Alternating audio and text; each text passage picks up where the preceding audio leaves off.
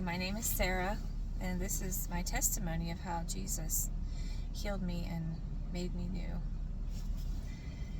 My earliest memory is of my father leaving my mother. I was 2 and my brother was 4. I remember him walking out the door with some bags and my brother standing there giggling. Of course, neither of us understood what was going on. And my brother, he was always goofy and he found humor in every situation. And he still does. After that, I remember feeling a strong sense of confusion and shame and anger. Through my growing up years, we lived in a little apartment for a while my mom worked to support us. I remember one day coming into the living room and seeing her worshiping Jesus and not really understanding, but being very intrigued. When I was maybe 4, we ended up moving to my grandparents' house in the country, and there I felt very secure and loved. I loved waking up early in the morning and hearing my grandparents talking in the kitchen and watching the news. I enjoyed helping my grandpa take care of his rabbits.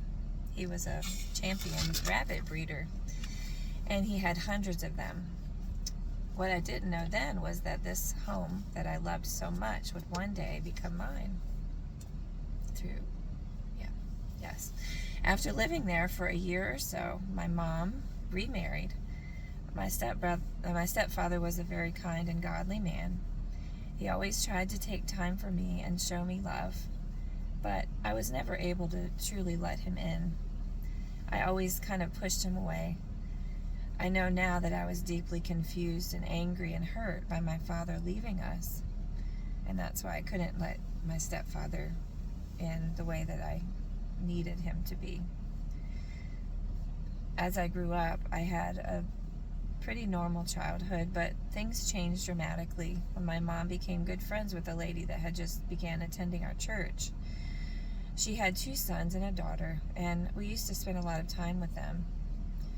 I began a relationship, if you can call it that, with her younger son.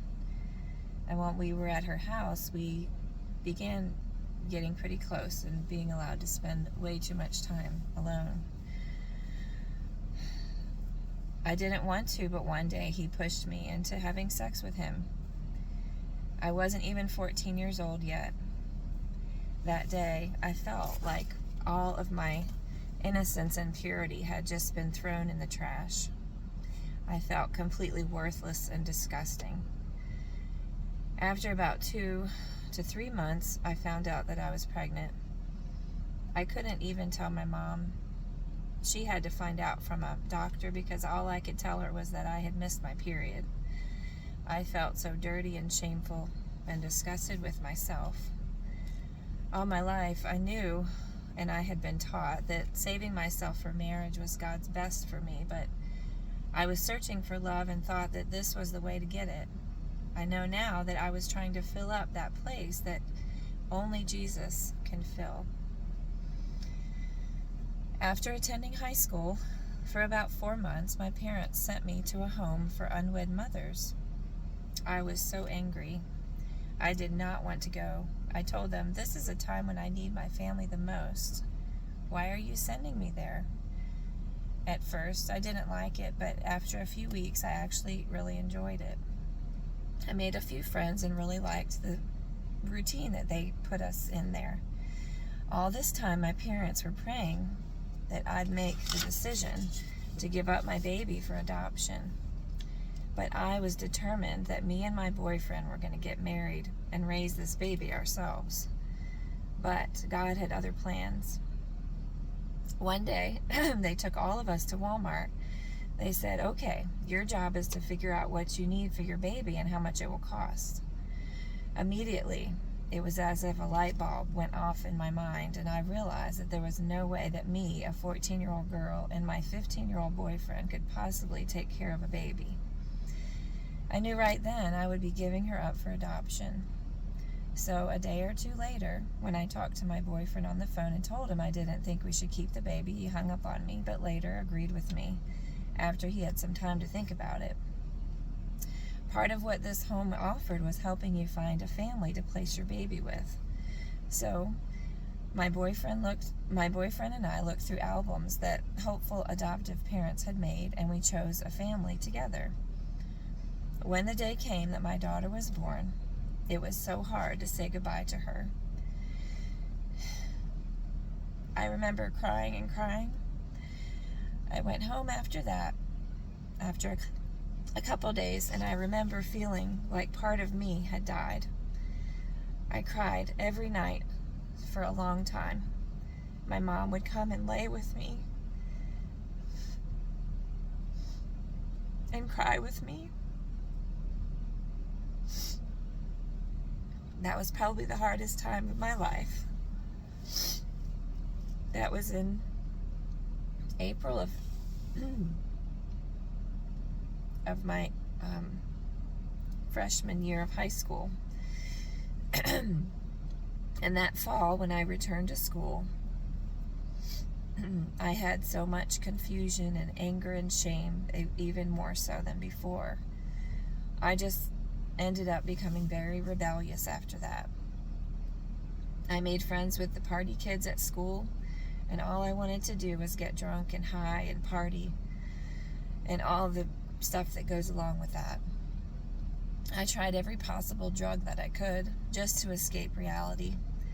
I snuck out at night many times, stole my parents' car many times, ran away multiple times, stole even money from them that was in my stepfather's dresser drawer.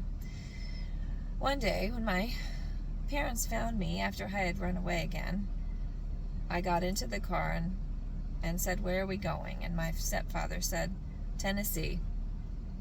I knew that he was referring to a home called Youth Reach that was a ministry for troubled youth. They had told me before that I would be going there if I didn't start to change my ways. At Youth Reach, there were probably 8 other girls, and it was on the top of a mountain in the middle of nowhere in Dayton, Tennessee. I hated it. All I could think of doing was running away and finding a way to get high or drunk and escape reality. Almost every day, a man named Ken would say to me, "Hey, do you want to know Jesus and ask him into your heart? He loves you and he died for you." I would always reply no. After a few months, another girl and I devised a plan to run away. We ended up leaving in the middle of the night one night, and we decided that we'd walk during the night and sleep in the woods during the day so that nobody could find us. It was freezing cold in February. Yeah, stupid us, right? But thankfully, I was so attached to my clothes that I decided that we should bring all of them. So we each had like 3 bags that we were carrying. And I know now that God used that to kind of slow us down too, and to keep us warm. Because when we were cold in the woods trying to sleep, we just put on more layers of clothes. So after about 2 nights, we got really hungry, because another thing is we didn't think about bringing food. So we saw a church, and looking through the window to their basement, we could see food. Then we foolishly tried to break in the window. After being unsuccessful, we decided to go to sleep on the church's front porch. Well, I know now that that was definitely God's plan. The next morning, we woke up to police officers staring at us. After staying in juvenile hall for a night, we had to appear in court, where 2 of the counselors from the home were also there. I remember thinking, they're going to be so angry with us. We're going to be in so much trouble.